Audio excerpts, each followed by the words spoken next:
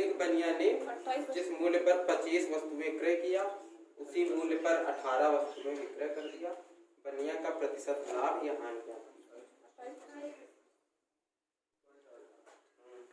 देखो लिखा है एक बनिया जिस मूल्य पर 25 वस्तुएं क्रय किया। अब 25 वस्तुएं खरीद रहा यानी सीपी किसका हुई? 25 वस्तुओं का सीपी, 25 वस्तुओं का क्रय मूल्य 18 वस्तुएं जितने बेच रहा 18 वस्तुओं के एसपी के बराबर है। यह तो दिया कर मतलब क्या है सीपी को अगर से पता चल दी एसपी कितना है 25 सीपी 18 दोनों चीज 18 खरीद के 25 को बेच रहा तो कितने का लाभ हुआ? 7 का। लेकिन लाभ यहाँ जो मिल रहा वो काहे निकाला जी हमेशा सीपी बटे 18 गुणित 50 बटे 9 350 बटे 27 और 72 बची लिखता है यहाँ पर 8 बटे 9।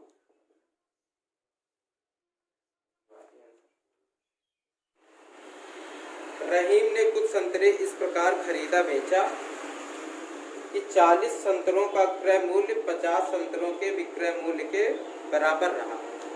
रहीम को कितने प्रतिशत लाभ या हानि? लाभ की हानि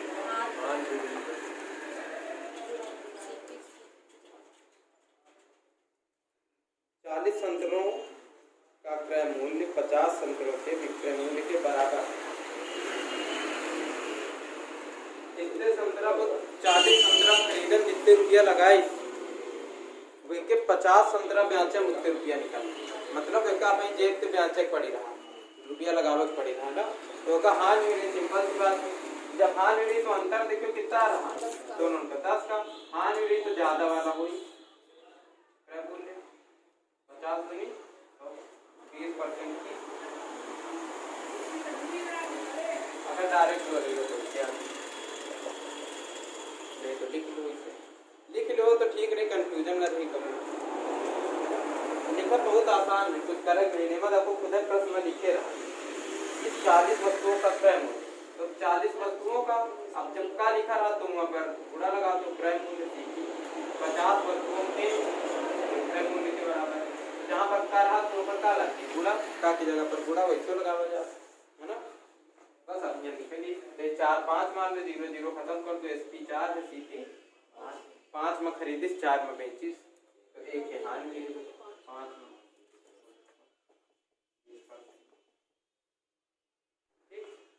रीता ने 10 रुपए में 15 खिलौने खरीद कर 15 रुपए में 10 खिलौने बेच दिए। रीता ने 10 रुपए में 15 खिलौने खरीद कर 15 रुपए में 10 खिलौने बेच दिए, बताइए उसे कितने प्रतिशत लाभ या हानि?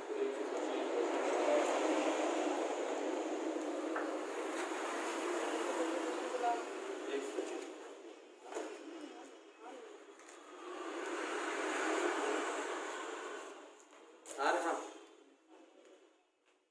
125 लाभ 125 ना सबका है ना। देखो 10 में 15 खिलौना खरीदे 10 रुपया में कितने खिलौना 15 खिलौना कितने खरीदे यानी वो सीखी है कितने नहीं 15 रुपया 10 खिलौना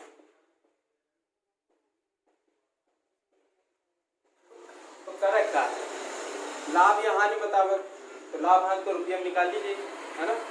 लेकिन यहाँ पर खिलौना देखो ये 15 है ये 10 है दोनों में अगर खिलौना बराबर होगा तो पता चल गया कि कितने रुपये मुझसे है खिलौना खरीद के कितने रुपये मुझसे है खिलौना बेचे जा रहे हैं तो लाभ यहाँ हानि के लिए आराम से। अब 10-15 खिलौना यहाँ पर खरीद 10 खिलौना यहाँ पर तो इनका बराबर करके आगे किया जा सकता है या तो यही संख्या गुणा कर दो ये 10 के ऊपर गुणा कर दो 15 नीचे या फिर यो कर लो कि एलसीएम ले लो। एलसीएम दोनों का कितना 30 दोनों का 30 बनावे तो दोनों का 30 बनावे तो एक का 3 से गुणा करो तो योग 3 से गुणा एक का 3 से गुणा तो अब यही केवल बुद्धिया कितने रुपये में खरीद के कितने रुपये में बेच खिलौना तो बराबर नहीं है तो कोई मतलब नहीं ना। तो यहाँ पर देख लो 10 दूनी 20 कितना आई 20, एसपी कितना आई 45, है ना।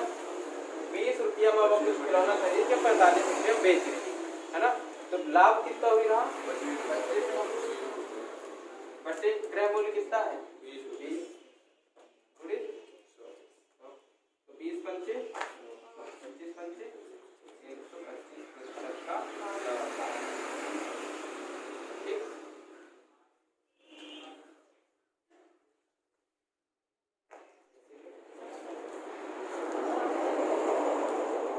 संगीता 500 कापियां 20 रुपए में 15 के भाव से खरीदी। संगीता ने 500 कापियां 20 रुपए में 15 के भाव से खरीदी और 15 रुपए में 20 के भाव से बेची। उसे इस सौदे में कितने प्रतिशत लाभ या हानि हुई?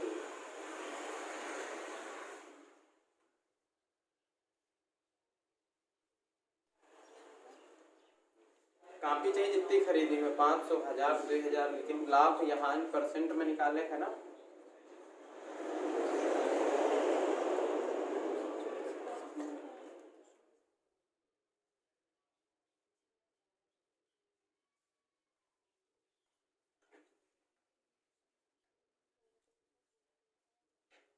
देखो 20 में 15 के भाव से खरीदी गई है ना, यानी सीपी का है 20 रुपया में 15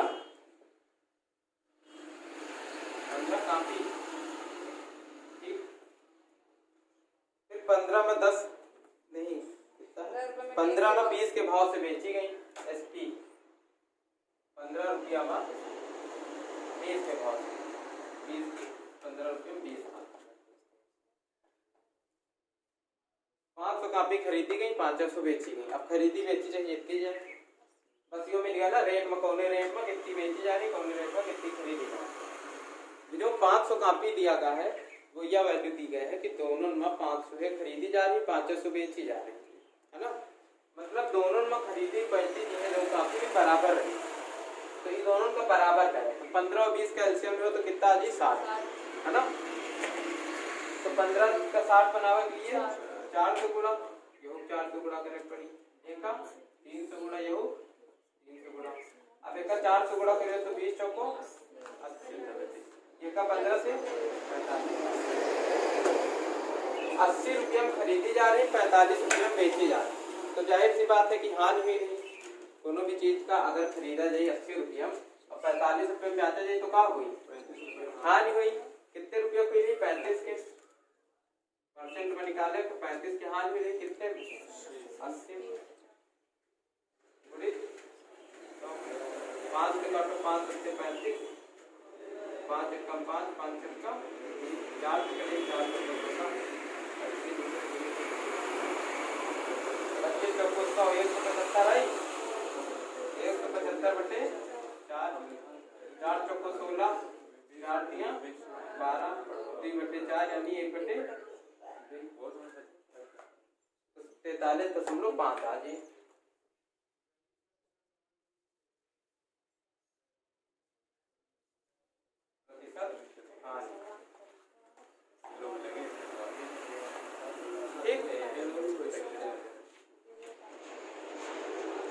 यदि मैं 10 रुपए में 11 की दर से कुछ वस्तुएं खरीद कर उन्हें 11 के 10 की दर से बेचता हूँ तो लाभ प्रतिशत क्या होगा?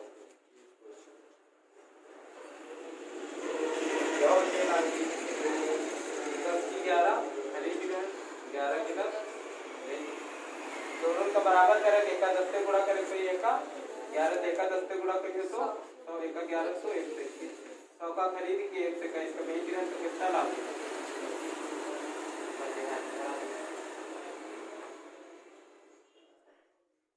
गणेश ने कुछ संतरे 25 रुपए में 20 के भाव से खरीद कर उन्हें 18 रुपए में 15 के भाव से बेच दिया।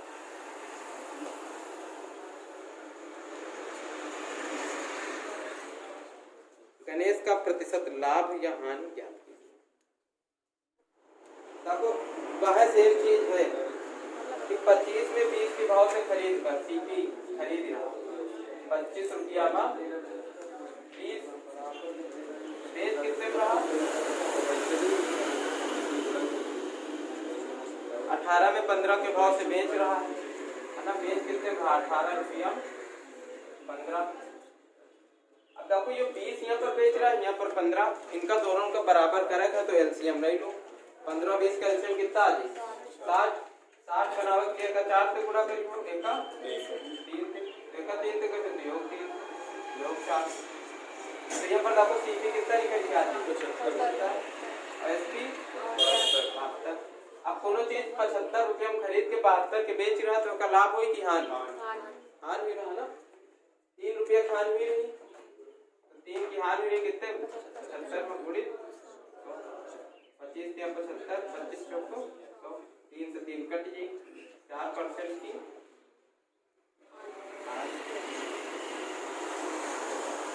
जो हानि बटे का मूल्य है ना तो हानि।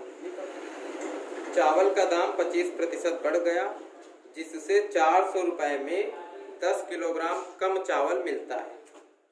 चावल का नया भाव ज्ञात कीजिए।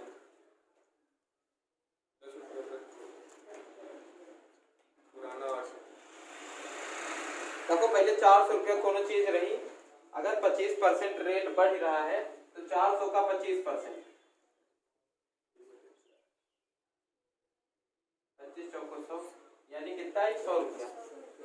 100 रुपया रेट बढ़ा चावल का है ना, लेकिन वो 100 रुपया ज्यादा ना देखिए बोलिस का कि हमका 10 किलो के बजाय 10 किलो चावल ज्यादा जितने रुपया अब होत हुए नए भाव के हिसाब से जितने रुपया होत हुए चावल भी काट लो है ना।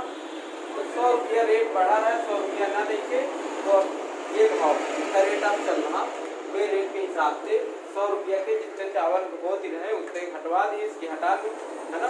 तो कितने चावल हटाए 10 किलो। तो जो नया भाव है वो कितना है 100 रुपया के 10 किलो। 100 रुपये 10 किलो चावल आ गए। 1 किलो चावल निकाले थे रेट बताओ 1 किलो चावल कितने हुए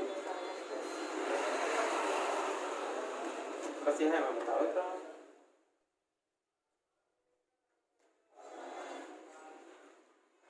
चावल का मूल्य बढ़ा दिखता है 100 रुपया, तो जितना बढ़ा है वही हिसाब से तो काटा जाए। अब अगर पुराना मूल्य पूछे हुए तो देखो बढ़ा कितना 25% बढ़ा है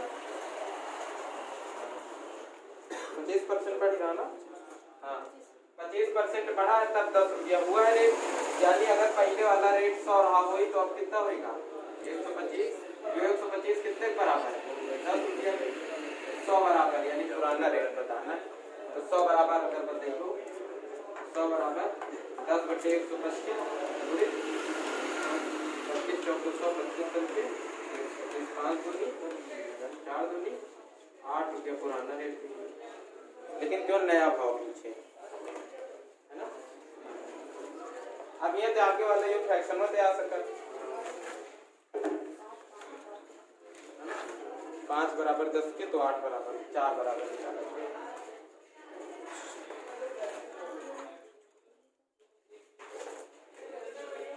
मैदा 10% महंगा हो गया जिससे 440 रुपए में 2 किलोग्राम कम मैदा मिलता है।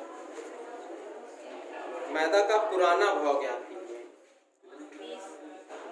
मैदा 10% महंगा हो गया जिससे 440 रुपए में 2 किलोग्राम कम मैदा मिलता है। तो मैदा का पुराना भाव ज्ञात कीजिए।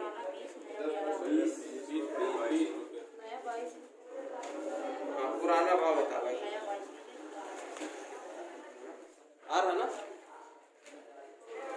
देखो वैसे 10% महंगा हो रहा तो 440 प्रति किलोग्राम ज्यादा। तो देखो 440 का सीधा सीधा 10% निकालो कितना आ जाए 44, यानी 2 किलोग्राम मैदा कितने रुपया 44 रुपया। 1 किलो मैदा 22 रुपया। जो है नया भाव। पुराना भाव बताओ रेट कितना कम हुआ ज्यादा हुआ ज्यादा हुआ ना 10% ज्यादा, यानी अगर 100 रुपया रहा रेट पहले तो कितना हुआ है 110।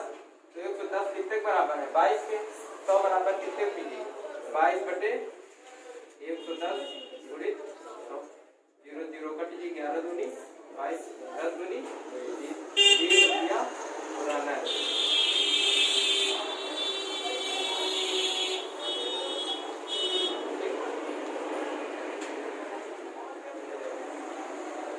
किसी वस्तु को 24 रुपए में बेचने पर उतने ही प्रतिशत लाभ होता है जितना वस्तु का क्रय मूल्य है। वस्तु का क्रय मूल्य क्या है?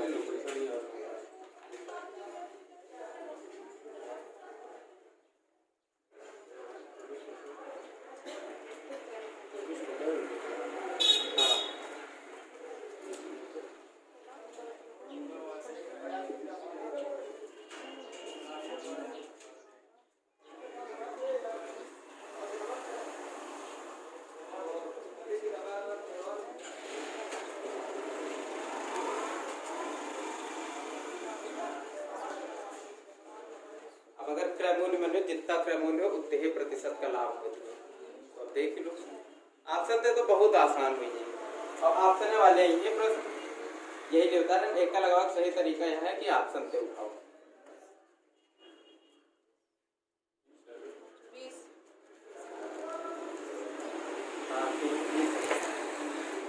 ऐसे साफ साफ नहीं मिला। अगर 20 क्रय मूल्य हो तो 20% लाभ यानी 2 दूनी 4 रुपए का लाभ हुई है ना। तो 20 से 24 हुई।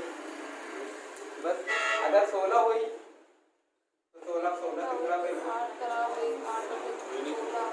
ना। वैसे देख सकते हो कि 16 क्या 10% का होगा। अगर जल्दी जल्दी का तो 16 क्या 10% कितना हुई?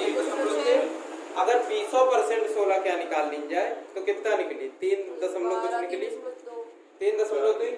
तो 16 मानी 3 जोड़ियो तब हूँ ना 24 पहुंची। तो 16 क्या 16% तो कम रही ना। 18 है इसे एक 10% कितना निकली? 1.8। अगर यहू क्या 20% निकाल लो तो हूँ 3.6। तो 18 में अगर 3 जोड़ियो तब हूँ 24 पहुंची। मतलब अगर 18 क्या 20% 18 जोड़ियो तब हूँ 24 नहीं।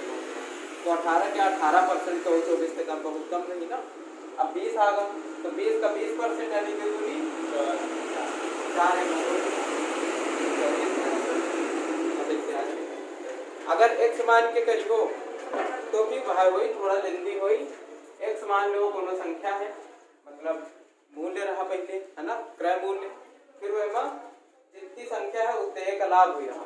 या तो यो कह लो प्लस x का x% लाभ बराबर 24 है ना। या तो कुछ ऐसे समीकरण बना लो कि x है ये का ब्रैकेट में 100 प्लस x, हाँ 100 प्लस x से गुणा कर दो, गुणित 100 प्लस x बटे 100 बराबर 24। यो कह लो यो कह लो, दोनों से कह लो कि x का मान निकाले पड़ी है ना, फ्रैक्शन बनावे पड़ी, सब कुछ करे पड़ी। तो निकल ये हो थे ऐसे हो है ना। तो जो तरीका सही लगा वैसे कर लो। ऐसे बता देगा रहते बता दे। देखो एक साल ट्रिक है ना, वो बहुत आसान है लेकिन वे के लिए यह है कि याद रखे है ना। अब जैसे यहाँ पर 24 लिखा क्रय मूल्य दिए रहे 24, तो बस यो स्वाचक है। हाँ जो विक्रय मूल्य दिए है ना, क्रय मूल्य पूछा थे तो विक्रय मूल्य दिए हैं 24 है ना। फ्रैक्शन बनावे कैसी दुई संख्यन का कि गुणा करे पर 24 आवे लेकिन उनका अंतर 10 हो। कबो भी अगर ये प्रश्न आवे जो ने लाभ दिए 12 से नहीं फ्रैक्शन का था 12 तो 12 दूनी 24, अगर 12 में घटाओ जी 10। फिर जो छोटी वाली संख्या है इनका अंतर 10 आ रहा ना, उसका 10 से गुणा कर दो, यह आदि अंतर। एक वस्तु जब 21 रुपए में बेची जाती है तो उतने ही प्रतिशत की हानि होती है जितने में वस्तु खरीदी गई। वस्तु को कितने रुपए में खरीदा गया था?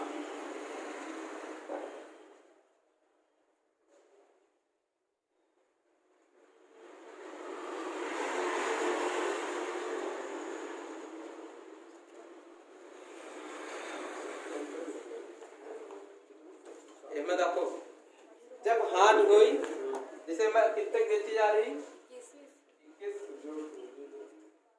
जब अगर हानि वाला कहा जाए तो 13% की हानि हुई जितना क्रय मूल्य हुए ना। तो मैं कहा किया जाए कि ऐसी द्वि संख्यन का फ्रैक्शन बनाओ जिनका ज्वाड़े पर 10 आवत हुए और गुणा करे पर 21, तो का कहा जी 7 3। और मैं दोनों आंसर में इनका 10 पे गुणा कर दूं 70 है 30। अब चाहिए मैं देख लो, अगर 70 है मैं 70% की हान में उसमें तो कितने खान 49 रुपया खान लीजिए तो कितने बिकी 21 के, है ना। ऐसे अगर कोनो चीज 30 रुपया की है तो 3 का 9 रुपया खान लीजिए कितने बिकी 21 के। तो मैं दोनों आंसर से, है ना। बस मैं है हाँ, अगर वैसे किया जाए तो ऐसे किया जाता है 100 गुणित 100 माइनस 1 तो बराबर 21। इनका हल करके x का मान निकलो, ऐसे फ्रैक्शन बनी ये हूँ। अब फ्रैक्शन के बाद दोनों वैल्यू आ जाएंगे यहाँ दोनों, है ना। बस या तो प्रॉफिट हुई या तो लॉस हुई। अगर लाभ हुई रहा तो घटावे मत 10 आवक चाहिए। यही लेके 60 ट्रिक ना याद करो, ऑप्शन चला जाता है।